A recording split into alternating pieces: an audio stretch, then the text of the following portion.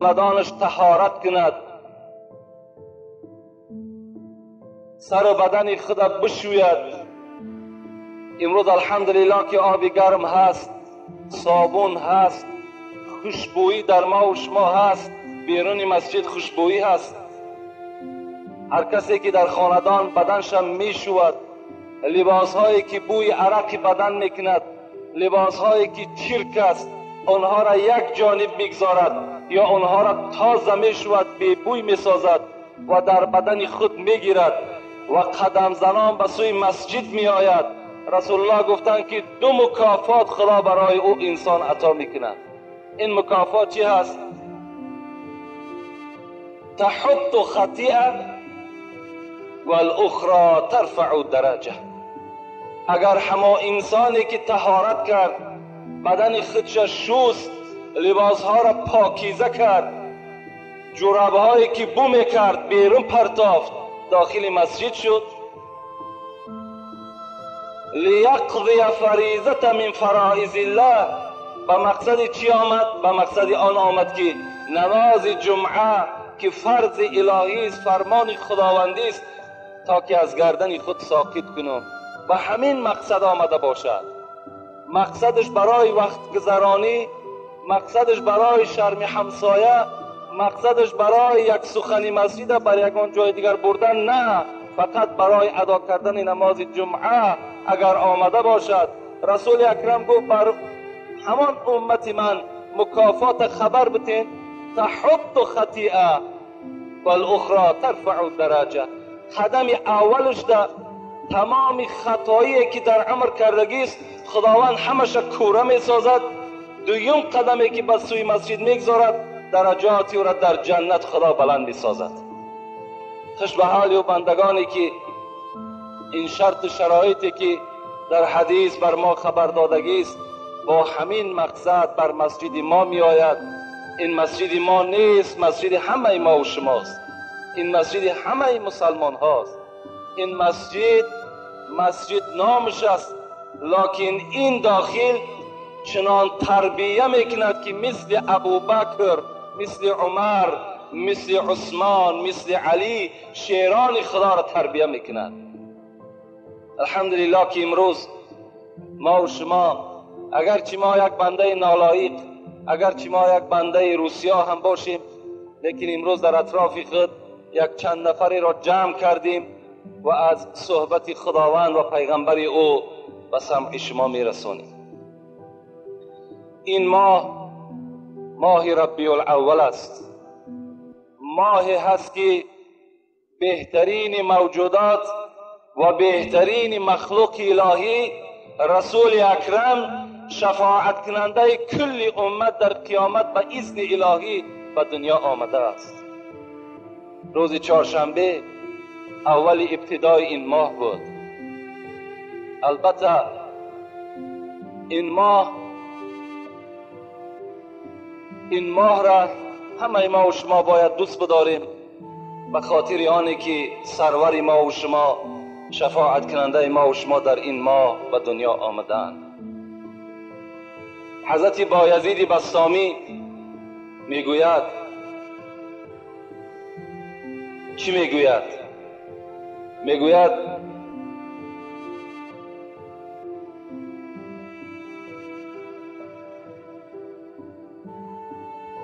چونین فرمود روز پیر بسطام، ز اسرار حقایق آن نکونام. یک روز میگد این بایزید بسطامی چونین یک سخن شیرین را، چونین یک اسرار پیشینیا را بر ما و شما حضرت خبر داد. بایزید بسطامی را هم میخواهم به شما شناس کنم. حضرت بایزید بسطامی همان شخصی بود که در بسطام، شهر بسطام به دنیا آمده است. این بایزید حضرت جنیدالله بغدادی چی میگوید؟ میگوید این بایزید در بین ما در قدر و در منزلت مثل آنی بود که جبرائیل چگونه که در بین ملائکه ها بود، چگونه که جبرائیل در بین ملائکه قدر و قیمت داشت، این بایزید بسطامی در بین ما همون منزلت و قدر را در بین تمام اولیاها و ولیهای خدا همین مرتبه را صاحب بود.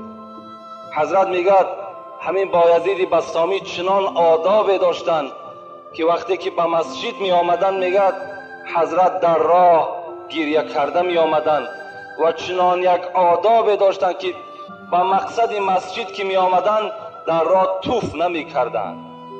تا این اندازه حضرت میگه بی نهایت آداب خیلی بلندی داشتن. بار میگه نزد مسجد آمد که شاگرداش شکایت میکند ساعتها میگه گریه میکرد پیش از داخل شدن مسجد. وقتی از اون بپرسیدن بایزید سبب گریه چیست، میگفت حضرت میگفت من خودم را مثل زنی که حایضه است که داخل شدن مسجد برای او گناه است و سبب ناپاک شدن مسجد می شود، خودم را مثل همون زن حایضه حس میکنم. بیرون مسجد می ایستم از بس که من که بنده گناهگار هستم، بنده خطاکار هستم. در تصورات من، در فکر من این حکمت میگذرد که وقتی که من داخل مسجد می شوم، من آدم گناهگار، مسجد یک موضع پاک است، شاید که این مسجد، این موضع پاک از من آدم معصیت آلود، از من آدم گناهگار شاید که ناپاک شود. چگونه حضرت ها به زمانی که این قدر عبادت ها داشتند، خاک پای بایزید بسطامی از تمام ما و شما بهتر بود. شبان روزن حضرت ها عبادت داشتند، در وجودشان چنان ترس خدا نشسته بود که شاگردهاش میگد شب بالای بام برآمد همین بایزید بسطامی، تا روز میگد ذکر میکرد، خدا را یادآوری میکرد. وقتی سحر شد بالای بام برآمدیم، نگاه کردیم که بایزید بسطامی در یک کناره بام میگد طهارت شکستگی بود، یعنی پیشاب کرده بود. نگاه کردیم پیشابش کلن همه خون بود. وقتی میگه از او پرسان کردیم بایزید آیا اگر بیمار باشی طبیب حاضر کنیم، این خون از وجود شما بیرون شده است؟ میگه حضرت به جانب ما گشته گفت این درد من طبیب ندارد، این درد من دیگر درد است. بالای بام بودم، گفت با یادم یک خطایی در آوان جوانی کرده بودم، یادم آمد که در جوانی یک خطایی از من گذشته بود و در فکر همان چنان به خدا داده شدم، چنان زاره و تولا کردم که فردا اگر از همان خطایی، از همان گناه اگر خدا مرا راست کند و مرا بپرسد، من بر خدا چی جواب می گفته باشم. از این خاطر گفت پیشاب من بر خون مبدل گشت. ببین امروز ما و شما ریشای ما و شما مثل کفن سفید است. 20 سال 30 سال پیش گناهایی که کرده میشینیم با او را چکار میکنیم؟ یادآوری میکنیم. چی معیشت داشتیم، چی عرق نوشی داشتیم، چی زیناکاری داشتیم. اون معیشت نبود، اون معصیت بود. این شرمندگی است وقتی که ما و شما گناه را یادآوری میکنیم، تا جایی که در عوض او توبه کنیم، از خدا بترسیم، ما و شما یادآوری میکنیم، بر گناه خود باز فخر میکنیم. فعمل المعصیه بقدر صبرک علی النار. پیغمبر میگه ای امتی من همون قدر گناهی بکن که قوت سوختن را در آتش دوزخ داشته باشی. جد تو آدم بهشتش جای بود. حضرت رومی خدا رحمتش کند میگه بابای شما حضرت آدم روزی که خدا خلقش کرد اولین آدم داخل جنتش کرد. جد تو آدم بهشتش جای بود، قدسیان کردن بهر او سجود. تمام ملائک حضرت آدم در داخل جنت سجده میکرد. یک گناه ناکرده گفتندش تمام، مذنب برو بیرون خرام. یک گناه کرد در داخل جنت، خدا گفت بر این گندم نزدیک نشو، با وسواس شیطان حضرت آدم به گندم نزدیک شد، خطا کرد، گندم را خورد، در امر الهی تجاوز کرد. خداوند از جنت بیرونش کرد به سبب یک خطایی، یک گناه. رومی چی میگوید به سوی ما و شما؟ تو طمع داری که با چندین گناه داخل جنت شوی ای روسیا. تو طمع داری که امروز تا بیگه فقط و فقط در گناه مبتلایی، در یک چاه گناه آلوده هستی، بزم این باز میخواهی که وارد جنت جاویدان شوی؟ جنت جای خطاکار نیست، جنت جای گناهگار نیست، جنت جای پاکان است، جنت جای عاشقان الهی هست. همین بایزید بسطامی گفتند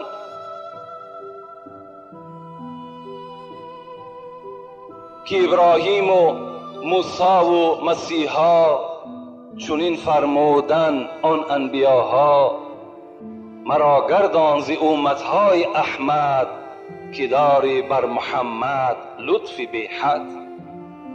حضرت بایزید بسطامی میگوید، حضرت ابراهیم میگوید، حضرت ابراهیم، حضرت موسی، حضرت عیسی، همه اینها تمنای داشتند، آرزوی داشتند. چه آرزو بود؟ خدایا ما را از آنی که پیغمبر ساختی از این دیده اگر امت محمد می ساختی، این برای ما فضل بود، این برای ما بهتر بود، زیرا که بر محمد تو بی نهایت لطف بی حد دادگی هستی، زیرا که محمد یکی از پیغمبرهای هست که در آخرت همه دامان حضرت بحر شفاعت می قپند. چون این پیغمبر ما و شما صاحب هستیم، چون این پیغمبر ما و شما البته امت هستیم. خداوند در قرآن تعریفش میکند و انک لعلی خلق عظیم. ای محمد صلی الله علیه و سلم، چی یک فعل خوب داری، چی یک کردار نغز داری، چی یک معامله حلیمانه داری. خداوند در قرآن رسول اکرم همچنان وصف میکند. من یک معامله نیکی او را بر شما وصف میکنیم، انشاءالله موضوع ما دیگر است. خدا خواسته باشد از مولودهای حضرت، خواه روز جمعه است خواه یگان روز دیگر است، انتخاب میکنیم. ما روزهای جمعه فقط یک ساعتی داریم که خودش ساعتی تبلیغ است، ساعتی هست که یعنی به گوش همه مردم حکم خدا پیغمبری را برسانیم. از این خاطر هر جایی که مولود شود در روز جمعه ما اشتراک کرده نمیتونیم، زیرا که جمعه در جمعه خودمان میمونیم. اگر کسی که مولود کنه از در مسجدهاشان روزهای شنبه یک شنبه اختیار کنند. روزهای جمعه خودش یک ساعتی است که خدای ساعت بهر ما آورده است. بازی را به مولود تبدیل بتیم، باز اگر جمعه به جمعه شیم مثل سال آینده میاییم دیگر هیچ کس را نمیابیم.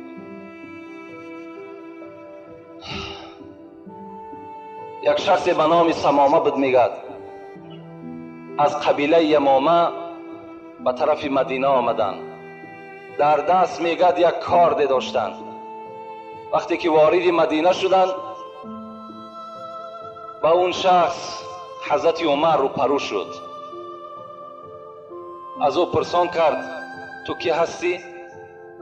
گفت من نفری هستم که دشمن محمد هستم و این کارد که در دست دارم بهر قتل همین محمد صلی الله علیه و سلم آماده کردگی هستم. عمر که طاقت شنیدن این سخنها نداشت، عمر شخصی بود که جان فدای پیغمبر ما و شما بود، دویم یار رسول اکرم بود. لو کان بعد نبی لکان عمر ابن الخطاب. اگر پیغمبری بر محمد ختم نمی شد، گفت رسول اکرم، هر آینه بعد من عمر پیغمبر می شد. اینقدر عدالت و اینقدر صدق بر اسلام داشت. حضرت میگد هر دو دست به دست شدن. حضرت عمر میگد لباس های اون مشرک از بدن کشید، کاردی او را از دستش گرفت و برده میگد در یک گوشه از مسجد مثل سگی را که بند میکنی همچنان بند کرد و نزد رسول اکرم برای خبر دادن رفت. پیغمبر خدا را گفت یک شخصی برای قتل تو آمده بود، ما او را دستگیر کردیم، این کارد که میبینی کارد همون شخص است و همان نفر در یکی از گوشه های مسجد بند کرده شده است. رسول اکرم از جای خود خیستند، آمدند داخل مسجد، دیدند که در اصل آن چیزی که عمر گفته بود همان است و جانب همون شخص نگاه کرد، گفت برای این کسی که دشمن من است طعام آماده کردین؟ حضرت عمر در هیجان آمد، گفت رسول اکرم چی میگوی؟ طعام برای همین مشرک، همین شخصی که برای قتل تو آمده است، اینا باز ما طعام بتیم؟ رسول اکرم خطاب کرد از خانه من رفته شیر تازه بیاره.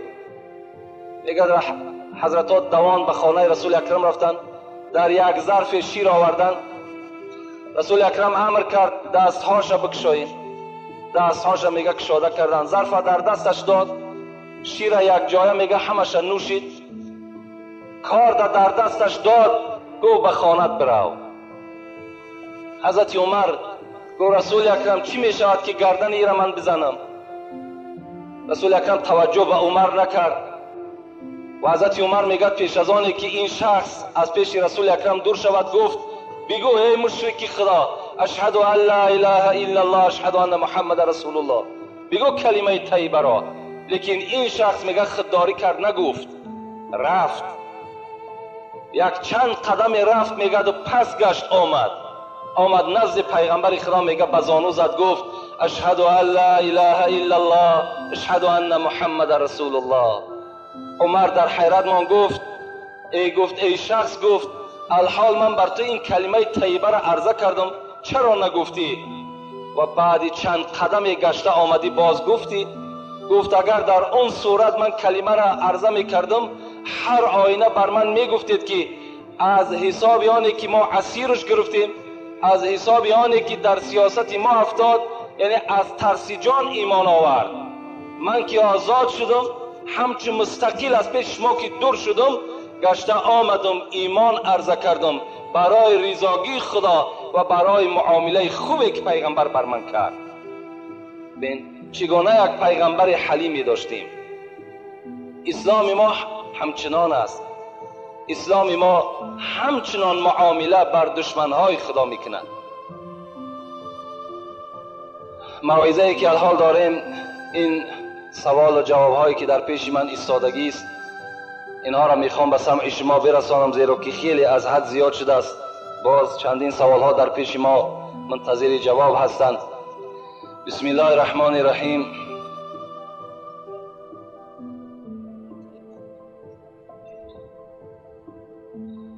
السلام علیکم دامنای عزیز. یک نمود شپرک را اوراح میگویند و آن را آرد میکنند. آیا این درست است؟ یک شپرکی هست که در خانه ما و شما ارواحکش میگیم. وقتی داخل میشود ما و شما را در حال ارواحهای گذشته من یادمان میآید، یعنی از ما ارواحهای گذشته هست. همین شپرک برای همون آمده است گفته ما و شما را یک یادآوری میکنند. لیکن در اصل این اصل ندارد. این ارواح به منزله شپرک نیست. ارواحهای ما و شما، خاندان ما و شما می آید. ارواحهای ما و شما برای خاندان ما و شما، برای نظارت زن خودش، فرزند خودش، خانه خودش، چگونه معامله در او خانه است، برای خبرگیری می آید. نظر میکنند که از خانه بر بحر او آیا یگان طعام، آیا یگان خیر احسان، آیا 2 رکعت نماز خوانده می شود یا نه. البته می آیند، لیکن شما میتونین ارواحهای خودتان با قدر زوررسی خودتان از خیر احسان چکار کنین؟ خشنود بسازین، با نمازها خشنود بسازین. این ارواحکی که میگیم اینا البته اصل ندارن، این هم یک مخلوقی خداست. فصلش میشود، پیدا میشوند، هر خانه داخل میشوند. اگر بر همین بهانه هم اگر خانه ای که خیر احسان نداشته باشد با فکری همی اگر خیر احسان کرد، اینش هم خوب است.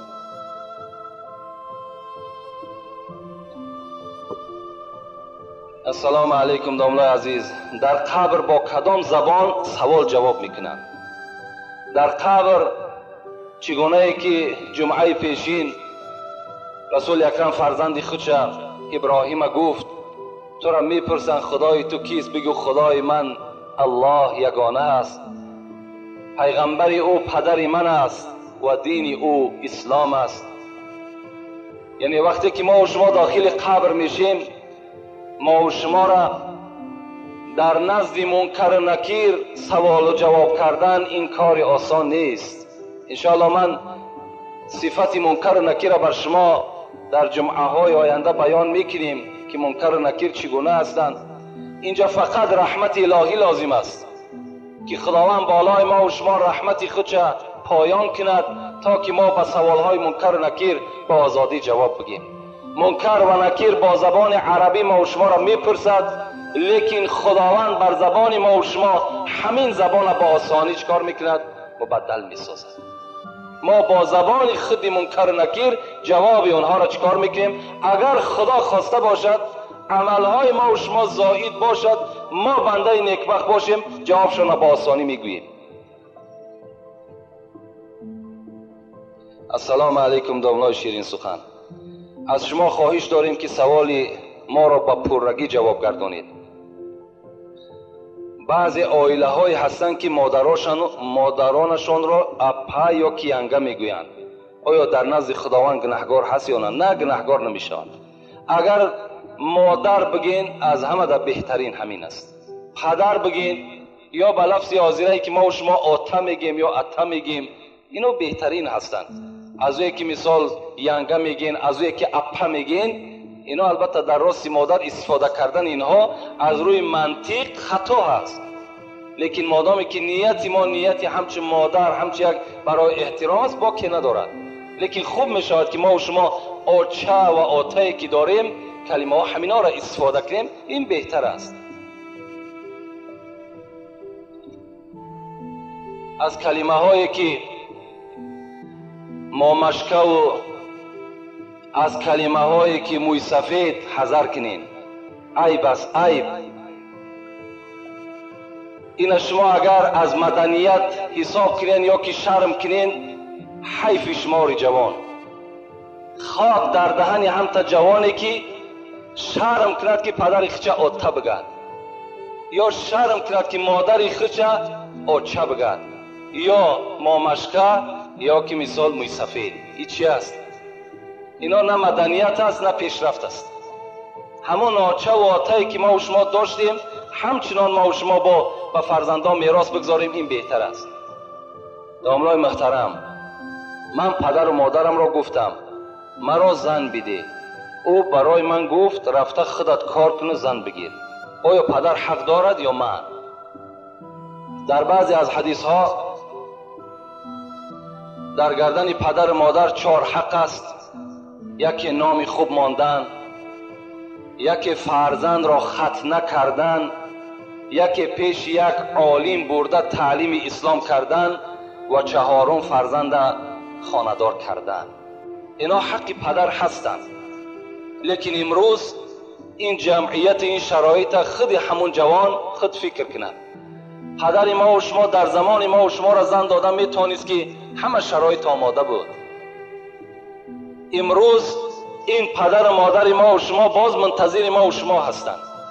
ما خود کار کنیم، خود پدر و مادر را نان بتیم و به زم این باز خود خاندار شیم، این بهتر است از اینکه پدر و مادر ما و شما دقت میتیم، پدر و مادر ما و شما مثال حقهای خودمان بالای او میپرتاییم، از این در خدمتشان کنیم، عائله دار شیم، دعاشون بگیریم، این برای ما و شما بهتر است. نگردیم از پسیانی که پدر ما حق دار است که مرا زن بتد بیستیم مطلی او به یگان کار دست درازی نکنیم، اینم خطا هست.